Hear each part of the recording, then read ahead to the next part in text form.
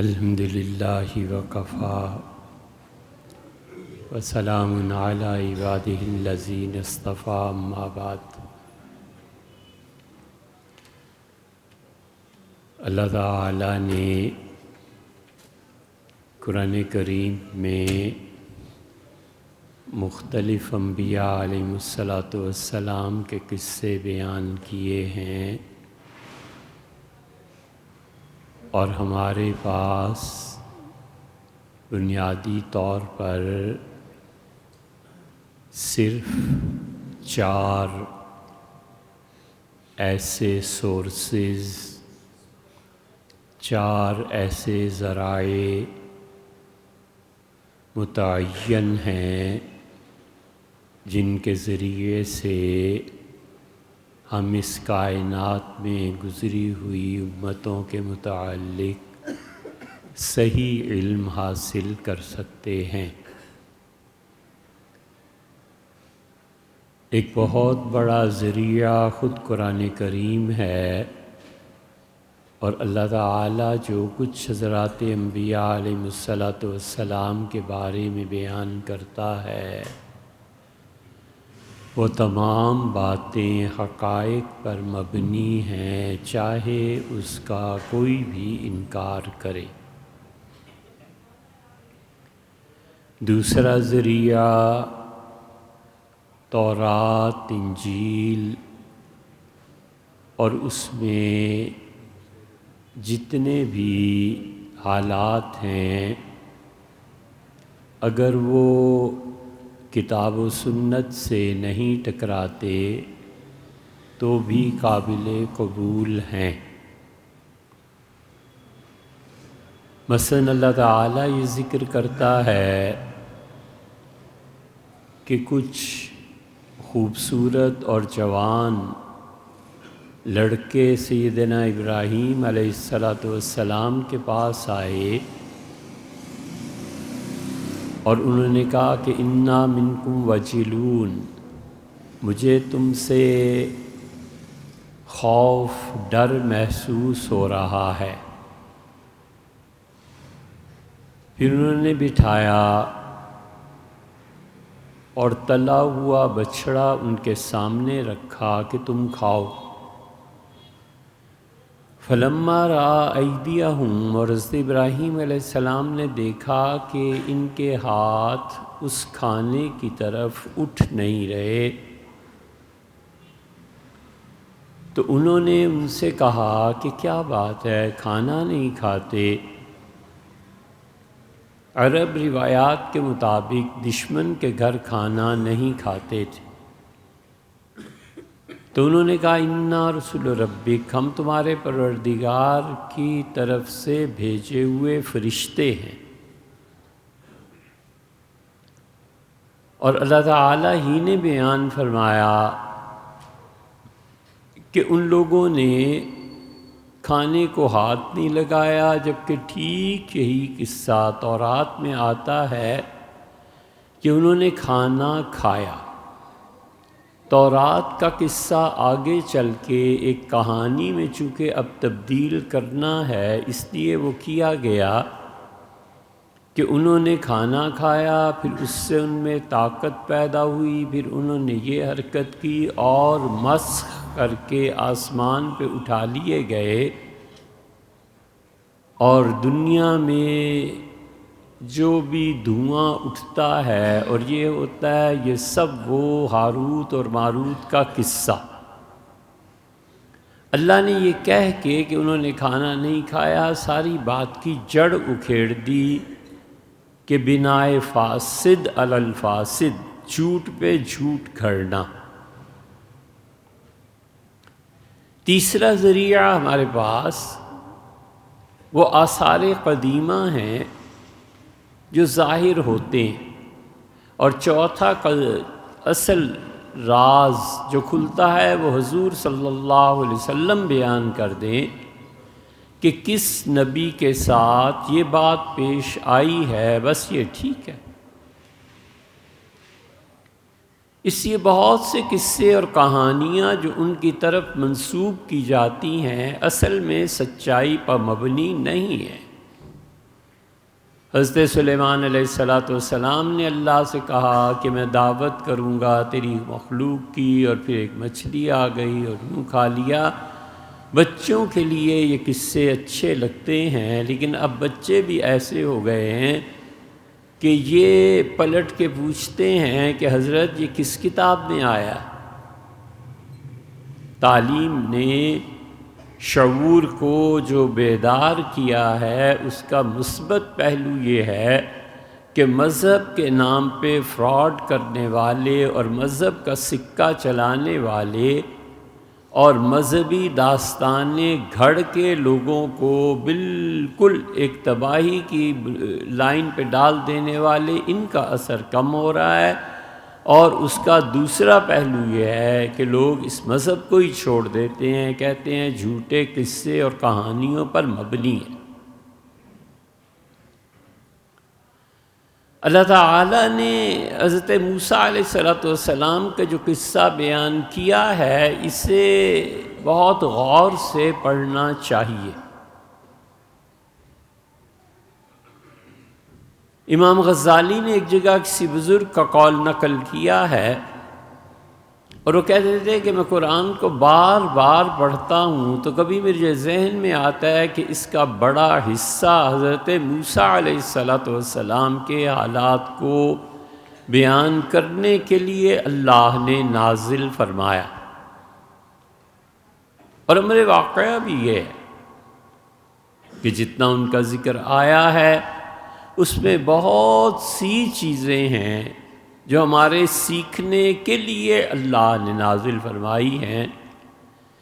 اس لیے آپ یہاں تشریف لاتے ہیں، اس کو پڑھو اور سیکھو اور اس کے مطابق زندگی کا معمول بناؤ۔ بہت چھوٹی چھوٹی باتیں بسا اوقات پوری زندگی کا رخ تبدیل کر دیتی۔ حضرت موسیٰ علیہ السلام سے قتل ہو گیا، اور فَوَقَذَهُ دو قومیں آباد تھیں، ایک بنی اسرائیل اور ایک فرعون کی اپنی قوم۔ تو اس قوم میں اور اس قوم میں لڑائی ہو گئی۔ لڑائی دو افراد کی تھی، ایک بنی اسرائیل کا یہودی تھا اور ایک فرعون کی قوم کا تھا۔ تو اس شخص نے لڑائی جب ہوئی تو فاستغاث مدد مانگی۔ حضرت موسیٰ علیہ السلام گزر رہے تھے تو اس نے کہا میری مدد کریں۔ تو حضرت موسیٰ علیہ السلام، اللہ کہتا ہے فلما بلغ اشدہ، اور جب وہ صحیح اپنی جوانی کے زور پر پہنچا، اور اللہ کہتا ہے ہم نے اسے علم بھی دیا تھا، اسے حکمت بھی دی تھی۔ خدا کہتا ہے میں نے دی۔ تورات میں آتا ہے کہ موسیٰ علیہ السلام کی تعلیم اور تدریس کے لیے اس نے بڑے بڑے اپنے زمانے کے علماء کو متعین کیا۔ یہ فرق اسی طرح کھلتے جاتے ہیں، اور جو شخص تورات نہیں پڑھا ہوا وہ مکمل کامل تو خیر کیا، لیکن وہ قرآن کریم کی اکثر چیزوں کو نہیں جان سکتا۔ تورات پڑھے، انجیل پڑھے، تاکہ اسے اللہ کی پاک کتاب کی سمجھ آئے کہ قرآن یہ لفظ کیوں لایا ہے۔ اللہ نے یہاں پر فرمایا کہ آتیناہ، ہم نے اسے علم دیا تھا۔ یہ بالکل انڈرسٹوڈ ہے کہ خدا ہی نے علم دیا ہوگا، لیکن دوسری طرف دیکھو تو تورات کا رد کہ تورات کہتی ہے کہ فرعون نے بندوبست کیا۔ تو حضرت موسیٰ علیہ السلام نے بنی اسرائیل کے یہودی کی حمایت کی۔ فَوَقَذَهُ، انہوں نے ایک مکہ اس کے منہ پہ مارا۔ فَقَضَى عَلَيْهِ، وہ مکہ ایک جوان لڑکے کا، وہ وہیں گرا اور مر گیا۔ اللہ فرماتے ہیں کہ موسیٰ علیہ السلام ہم سے مخاطب ہوئے اور کہا رب انی ظلمت نفسی، اللہ میں نے اپنی جان پہ کے ساتھ بہت ناانصافی کر دی، فاغفر لی، اللہ مجھے معاف فرما۔ بس جب بھی کوئی گناہ ہو جائے یہ چار لفظ پڑھ لو کہ رب انی ظلمت نفسی فاغفر لی، اللہ میں نے زیادتی کر دی، اللہ میں نے ظلم کیا یہ گناہ کر کے، مجھے معاف فرما دے۔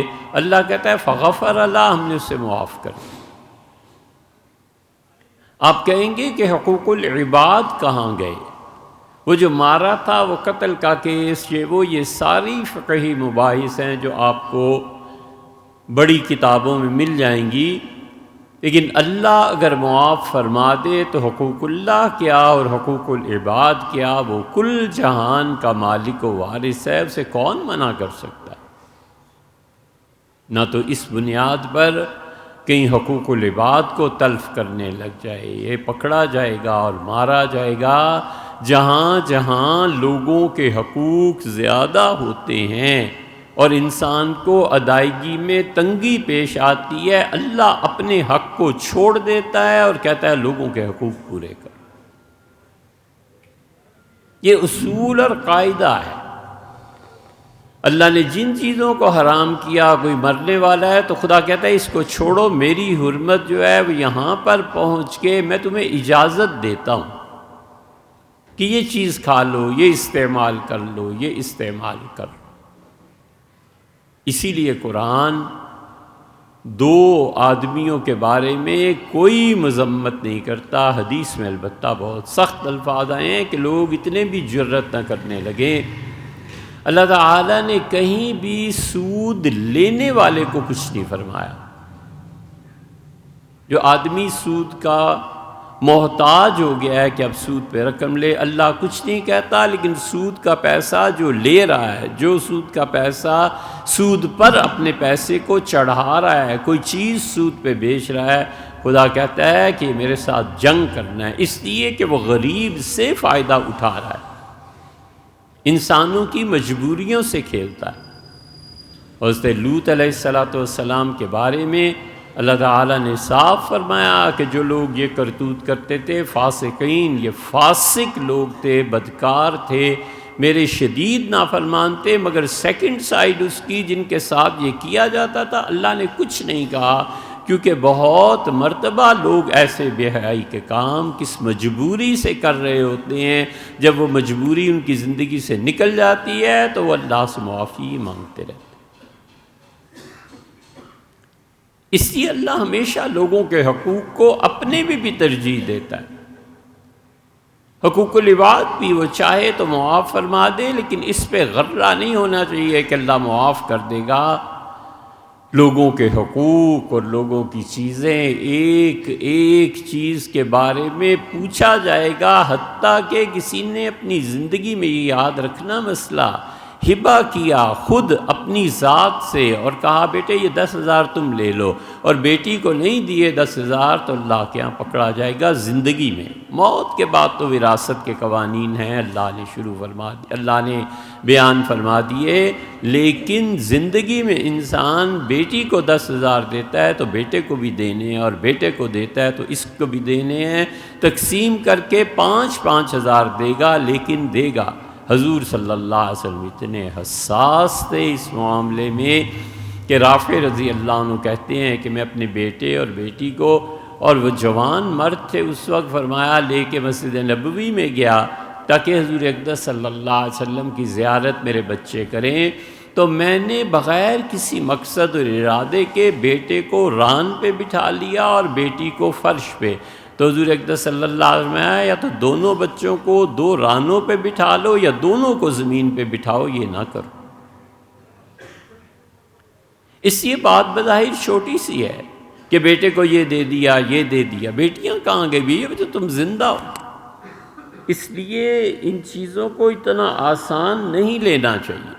اللہ نے جو دوسروں کے حقوق متعین کیے ہیں اس پہ اللہ نے لوگوں کے حقوق مصالحت اور مصلحت کی بنیاد پر نہیں رکھے۔ اللہ نے قوانین بنائے ہیں جو کل عالم میں کام آنے والے ہیں، مصلحتیں بعد میں ہیں، قوانین پہلے۔ منع فرمایا غصے میں آنا، ایک چیز دے دی تھی پھر اس کو واپس پلٹا لینا مکروہ ہے، کوئی اچھی بات نہیں ہے۔ جہاں تک ہو سکے اس کام سے بچنا چاہیے۔ خوشی تھی تو گھر اٹھا کے دے دیا، ناراض ہوئے تو اب کاغذات بن رہے ہیں، گھر میرے نام، یہ وہ۔ حضور صلی اللہ علیہ وسلم نے فرمایا تم میں سے کوئی آدمی تحفہ دے دے اور پھر اسے پلٹا لے، کل کلب یعود فی قیہ، اس کتے کی طرح ہے جو خود ہی قے کرتا ہے اور خود ہی چاٹ لیتا ہے۔ اس لیے خود تو خیال کرے، مگر اللہ نے فرمایا کہ انہوں نے ایک مکہ مارا اور وہ مر گیا۔ اس نے کیا کہا؟ رب انی ظلمت نفسی، اللہ میں نے اپنی جان پہ نا انصافی کی، فاغفر لی، اللہ معاف فرما دے۔ حضور اقدس صلی اللہ علیہ وسلم کی خدمت میں حاضر ہوئے تھے سیدنا ابو بکر رضی اللہ عنہ، اور کہا اللہ کے رسول میں نماز کے آخری حصے میں کیا دعا مانگا کروں سلام سے پہلے؟ تو آپ نے فرمایا ابو بکر یہ پڑھا کیجئے کہ رب انی ظلمت نفسی ظلما کثیرا فاغفر لی فانہ لا یغفر الذنوب الا انت، اللہ میں نے اپنی جان پہ بہت ظلم کیے، بہت تیری نافرمانی کی، پروردگار مجھے بخش دے، اور تیرے علاوہ گناہوں کو معاف کرنے والا کوئی نہیں۔ حضرت موسیٰ علیہ السلام کا ایک جملہ قرآن میں سورہ قصص میں آیا ہے، یہ بھی سورہ قصص میں آئی ہے، دیکھ لیجئے گا۔ دوسرا جملہ بھی سورہ قصص ہی میں آیا ہے اور کمال کا جملہ ہے۔ یا تو حضرت موسیٰ علیہ السلام کی تمنا، خواہش، دعا یہ ہے، اور یا حضرت موسیٰ علیہ السلام نے اپنی زندگی کا آئندہ جو طریقہ ہے اسے بیان کیا ہے۔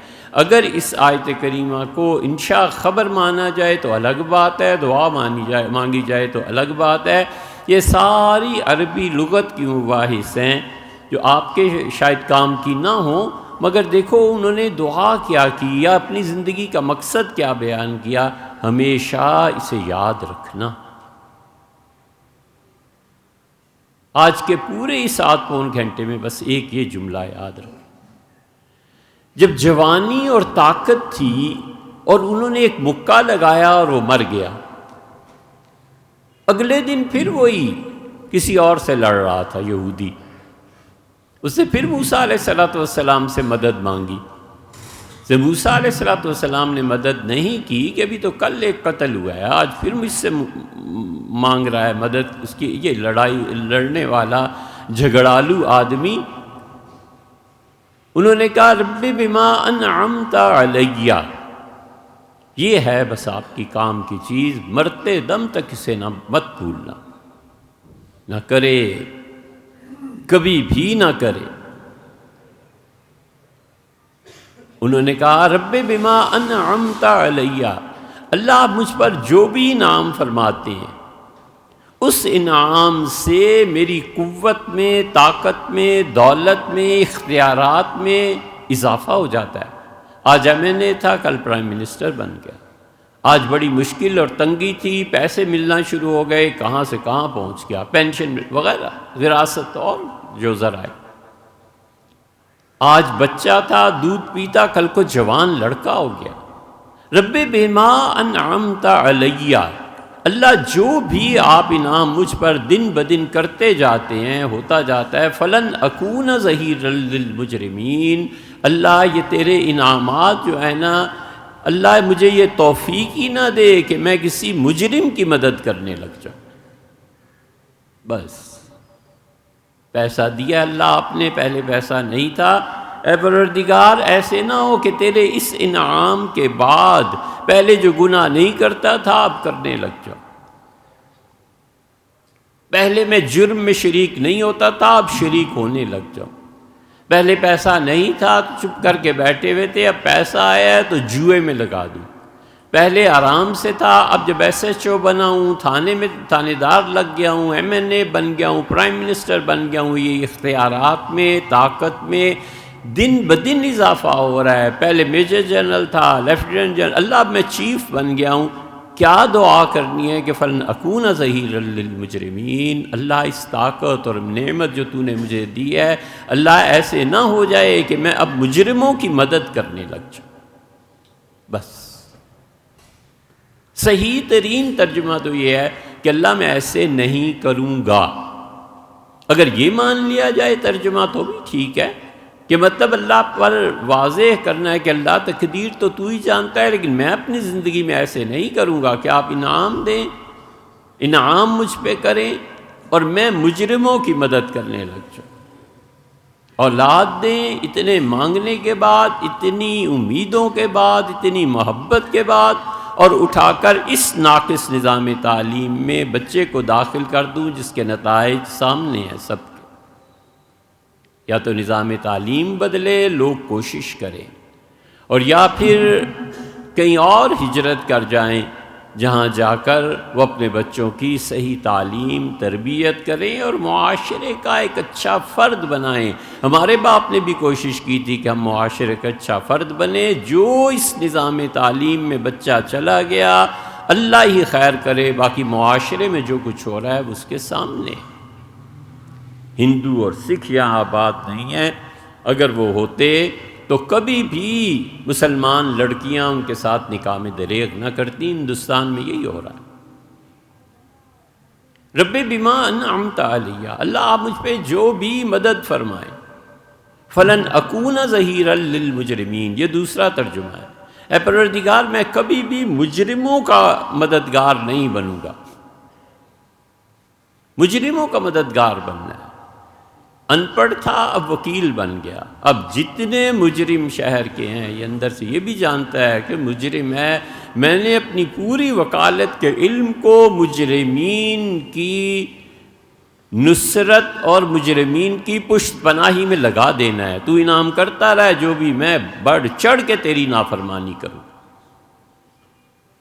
رب بما انعمت علیہ، اللہ میں بچہ تھا، کچھ سمجھ شعور نہیں تھی، اب شعور ملا ہے تو میں جتنے بھی جرائم جوانی سے متعلق ہے کر کے چھوڑوں گا، چاہے میں کچھ ہو جائے، تیرا نافرمان بندہ بن کے چھوڑوں گا، اس سے کم نہیں ہے۔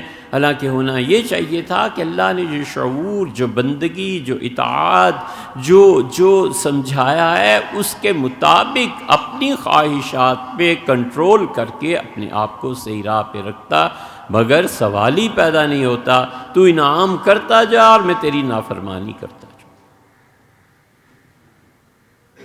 بدلنا چاہیے زندگی کو، ہمیشہ اللہ سے دعا مانگو، رب بما انعمت علیہ فلن نکون ظہیرا للمجرمین، اے پروردگار آپ مجھ پہ جو بھی انعام فرماتے ہیں اللہ اسے مجرموں کی پشت پناہی کے لیے مجھے استعمال نہ ہونے دے۔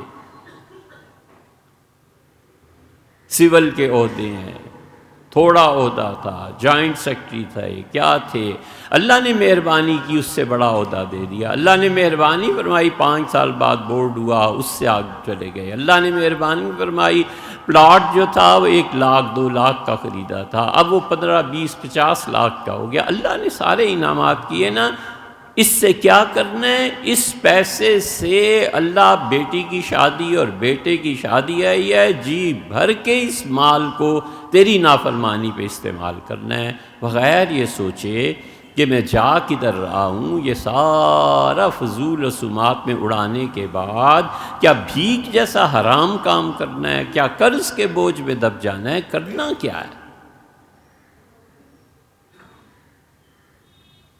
رب بما انعمت علیہ، اللہ جو تو نے مجھے انعام فرمایا، کوئی زندگی میں راہ ملی نہیں تھی، تیرا کوئی اور اچھا بندہ، اس کی صحبت مل گئی، اس کے پاس اٹھنے بیٹھنے کا موقع مل گیا، اللہ اس سے علم میں نے حاصل کیا، فلن نکون ظہیرا للمجرمین، ایسے نہ ہو جائے کہ جو تو نے انعام کیا ہے میں تیری نافرمانی میں استعمال کرنے لگوں، بجائے اس کے کہ جس سے علم سیکھا ہے، کچھ حاصل ہوا ہے، اس کا شکریہ ادا کروں، بلکہ الٹا اس کے گلے پڑ گیا اور اس کا دشمن بن گیا۔ یہ جو غلط فہمی ہے نا، ہم سمیت سب کو دماغ سے نکال دینی چاہیے۔ اللہ ٹھنڈے پانی کا حساب لے گا، اللہ روٹی کا حساب لے گا، اللہ چینی اور آٹے اور گھی کا حساب لے گا۔ بلا شبہ مانا بھیا اللہ اس کا بھی حساب لے گا، خدا اس کا کوئی حساب نہیں لے گا کہ میں نے تمہارے زمانے میں اتنا بڑا آدمی بھیجا تھا، تم نے اس کی کیا قدر کی۔ 38 میں انتقال ہوا تھا علامہ اقبال کا، اور یہ دوسرا 38 پھر سر پہ کھڑا ہے، کم سے کم بھی 85 سال گزر گئے۔ ہم نے کبھی یہ سنجیدگی سے کوشش کی کہ اپنے بچوں کو بتائیں بیٹے شاہین کیا ہوتا ہے، بیٹے بڑے لوگ کیسے ہوتے ہیں، اس امت کے فرائض کیا ہیں، اللہ نے ہمیں کن حالات میں بھیجا، ہم نے کبھی قدر کی اس شخص کی؟ اللہ پوچھے گا ہی نہیں، صرف یہی کہہ دینا ہے خدایا میرے زمانے میں کوئی ہوتا تو میں اس کی پیروی کرتا۔ اللہ تعالیٰ نے فرمایا کہ ہم نے لوگوں کو ہدایت دی، اور ہم انہیں جب پٹائی ہوگی جہنم میں تو کہیں گے وجاءکم النذیر، اور ہماری طرف سے وقتاً فوقتاً مختلف افراد بھیجے گئے تاکہ تم ان کے پیچھے چلو، تم نے کیوں انکار کر دیا؟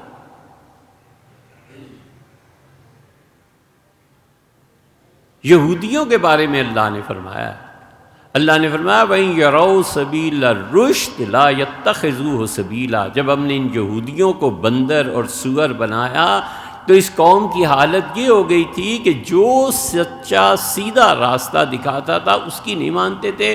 وَإِن يَرَوْا سَبِيلَ الْغَيِّ، اور جو بھی خراب راستہ بتاتا تھا يَتَّخِذُوهُ سَبِيلًا، خراب راستے کو وہ اپنا لیتے تھے۔ جتنے یورپ سے چیلنج اٹھے ہیں 400 سال میں ہم ایک چیلنج کا مقابلہ نہیں کر سکے۔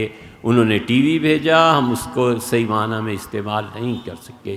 انہوں نے جتنی ایجادات کی ہم نے بڑھ چڑھ کر الٹی سے الٹی حرکت اس کے مقابلے میں کی۔